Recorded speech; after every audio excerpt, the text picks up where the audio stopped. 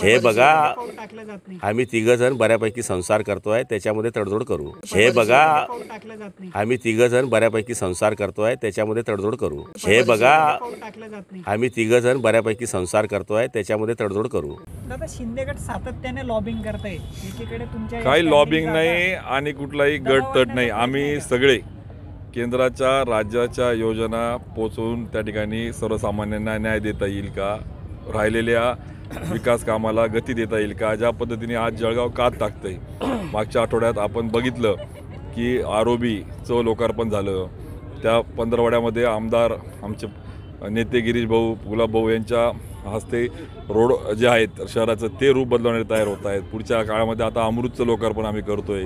काल आम्ही MIDCमध्ये bank of महाराष्ट्राचं त्या ठिकाणी विस्तार करत उद्योजकांना चालना देतोय. त्यामुळे चौफेर केंद्राच्या राज्याच्या योजना देणं ते आमचं उद्दिष्ट आहे. आमदार, खासदार, मंत्रिपदं आम्हाला जे मिळालेले नेते आमचे सरकार याच्यातून ते कामात आम्ही मग्न आहे.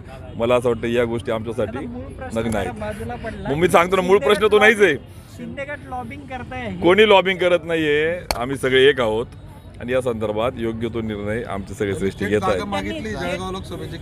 दादा ती गणित मांडताय, थेट गणित तेव्हा मांडताय. गणिताचा आमदार हिशोब जास्त, नेते पंचायत आमचे समिती ज्येष्ठ जास्त. मंडळी त्यावर असलेलं आमचं जे काही त्या ठिकाणी असलेलं मंडळ जे आहेत आमचे ज्येष्ठ ते निर्णय घेतील. त्यामुळे मला असं वाटतं तो आमचा प्रश्न नाही. आम्हाला आता जे खासदार, आमदार, मंत्री म्हणजे काम आहे त्याच्यात आम्ही मग्न आहे. त्याच्याविषयी मला वाटतं बोललेलं, त्याच्यावर वेळ दिलेला उचित राहील आणि ते काम आम्ही करतोय. जागा सोडेल का भाजप? दादा हा निर्णय घेतील ना योग्य तो वरिष्ठ. तुम्ही काळजी करू नका, खासदार मिळेल नक्की. मात्र एवढं निश्चित होईल जळगाव.